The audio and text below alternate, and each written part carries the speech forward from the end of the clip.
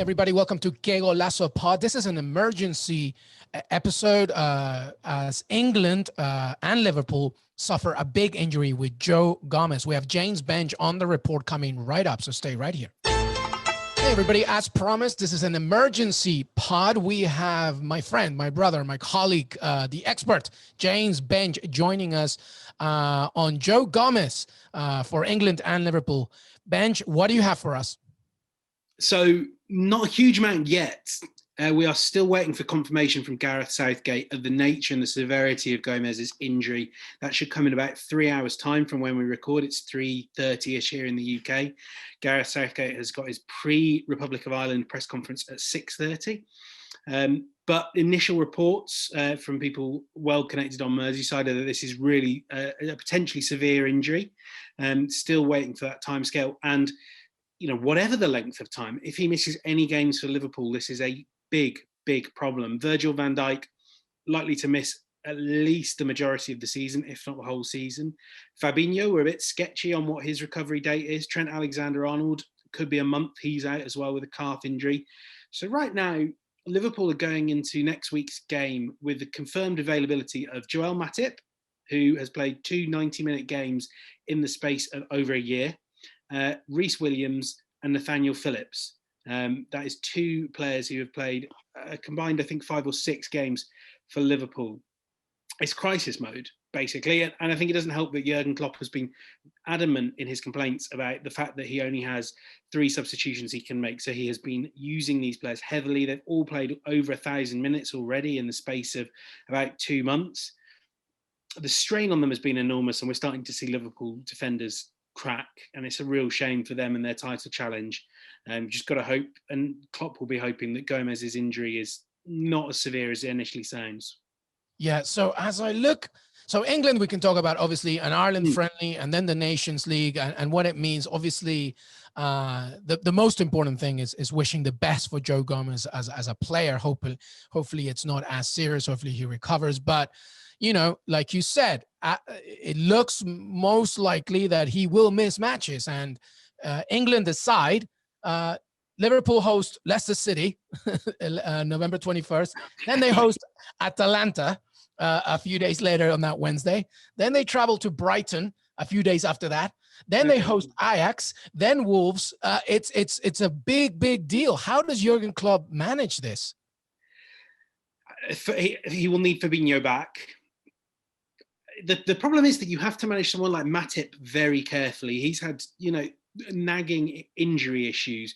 He's only been able to complete 90 minutes infrequently. And when he plays, and that's not been that frequently, when he plays, he's often withdrawn as soon as Klopp kind of feels the victories in the bag. I saw a bit of Reece Williams and really liked what I saw from him. But, he's 19. He's, my experience of seeing him was against Arsenal's C team or whatever.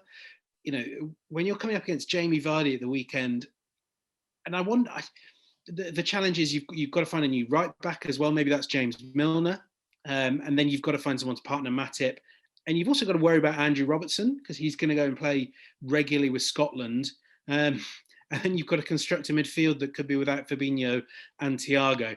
So there's almost this sort of whack-a-mole thing that means that you can't just put in another good player because you're already light on good players somewhere else. The honest answer is I don't know how he solves this, other than sort of hoping that one of Phillips or Williams fulfills their promise. Now, the one thing I'd say is they're named in the Premier League squads. Klopp would say, if they're in that squad, they're good enough to play for me. Yeah. We're about to find out. Yeah, we are about to find out. Last point, I guess, would be your point about Robertson. I mean, Scotland's playing some key matches as they try and, finalize and get that spot for the Euros. And also Nathaniel Phillips, who's not part of the Champions League squad. So, I wonder what will happen there. Here's one I was reading as these news came out. And I know that it's all very quick. What do you think about James Milner as a center back? I mean, is that him then? He's completed football? Does he complete football if he's played every single position? I don't think I've ever seen him. James Milner at Villa was definitely more of an attacking player, as we all know. James Milner, then, as he developed into more of a defensive position because, the lack of pace, but he's still a very smart player. So, yeah, you put him at center back. I guess the only one that's missing is him being in goal. Go do it. But it would be, listen, desperate times, right? I can't really think of anybody else. Henderson, maybe that sort of Marquinhos kind of situation. Yeah. It's gonna be tricky. The natural thing would be to go for, I think particularly against teams like Ajax and Atalanta, you'll want someone that's reliable, that's okay in the tackle. So Henderson, gonna throw it out there. When you're playing a team like Brighton, you're gonna have 70% possession. Give me Thiago. Give me someone like that sitting really deep. Virgil van Dijk in particular basically functioned as an extra midfielder who was just the best defender in the world anyway. And Gomez's strengths are on the ball, not off the ball. So maybe it does feel like maybe it's shrewder to play a midfielder in there than overburden Phillips and overburden Williams. We shall see. I would be well up for seeing James Milner play there, though. I think he would do a job. He would give you 6 out of 10, even if that's all he could give you, because that's all he ever gives managers. Is at least 6 out of 10. Yeah, the trouble is that once Liverpool returns to action, it's against Leicester City, a team that just has somebody named Jamie Vardy. Listen, James Benge, thank you so much for joining us. I know that you got a lot to do, but this was it. This was a great update, and we appreciate it, and we will see you very soon, my friend. See you soon.